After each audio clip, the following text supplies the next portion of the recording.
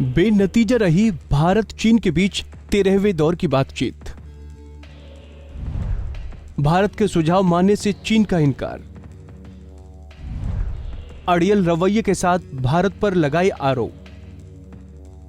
चीन से सटी वास्तविक नियंत्रण रेखा यानी एलएसी पर पिछले कुछ दिनों में हालात तनावपूर्ण हैं। इस बीच पूर्वी लद्दाख में भारत चीन के बीच रविवार को 13वें दौर की बातचीत हुई। करीब 8.5 घंटे चली इस बातचीत में पूर्वी लद्दाख में टकराव की बाकी बिंदुओं से सैनिकों की जल्द वापसी पर जोर दिया गया। हालांकि चीन के अड़ियल रवैये की वजह से पिछली 12 दौर की बैठकों की तरह इस बार की भी बातचीत बिना किसी नतीजे के ही समाप्त हो गई। इतना ही नहीं, चीन ने तो विवाद सुलझाने के लिए दिए गए भारत के प्रस्ताव को ही अनुचित और अवास्तविक बता दिया।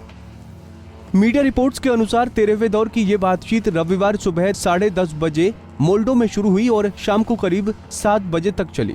भारतीय टीम का नेतृत्व core commander lieutenant general PGK Menon ने किया, जबकि चीन की ओर से दक्षिण शिनजियांग जिले के सैन्य कमांडर मेजर जनरल लिउ लिन शामिल हुए।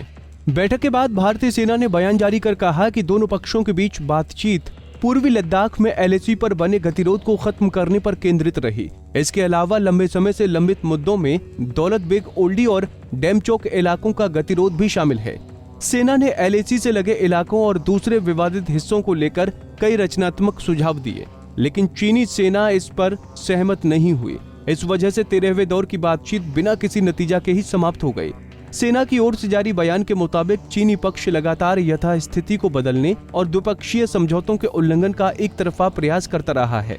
ऐसे में ये जरूरी है कि चीन इन इलाकों को लेकर उचित कदम उठाए ताकि एलएसी के साथ ही बाकी इलाकों में शांति बहाल की जा सके। भारतीय पक्ष ने दोनों देशों के विदेश मंत्रियों की दुशांबे में हुई बैठक का भी जिक्र किया और कहा कि दोनों पक्ष कम्युनिकेशन बनाए रखने और ग्राउंड पर स्थिरता रखने पर सहमत हुए हैं।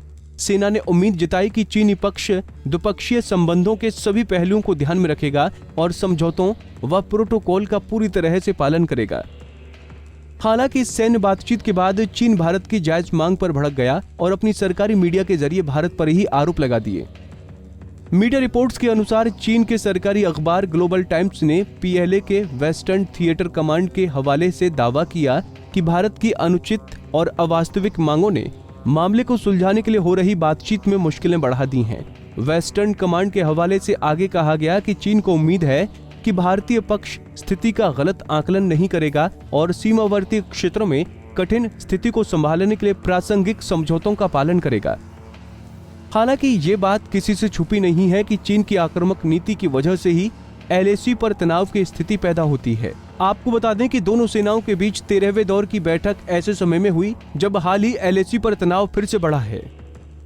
रिपोर्ट्स के अनुसार करीब 10 दिन पहले अरुणाचल प्रदेश के तवांग सेक्टर में यांगत्से के पास भारतीय और चीनी सैनिकों का आमना सामना हुआ था। हालांकि स्थापित प्रक्रिया के अनुसार दोनों पक्षों के कमांडरों के बीच वार्ता के बाद कुछ घंटों में मामले को सुलझा लिया गया। इससे पहले 30 अगस्त को चीन की पीपल्स लिबरेशन आर्मी के करीब 100 जवान उत्तराखंड के बाराहोती सेक्टर में एलएसी को पार कर आए थे और वहां एक पुल को क्षतिग्रस्त कर कुछ घंटे बाद वापस लौट गए। हमसे जुड़े रहने के लिए हमारे YouTube चैनल को सब्सक्राइब करें और नई वीडियो की नोटिफिकेशन के लिए बेल आइकॉन को दबाएं। अगर आप ये वीडियो Facebook पर देख रहे हैं तो लाइक जरूर करें और ज्यादा से ज्यादा शेयर करें। धन्यवाद।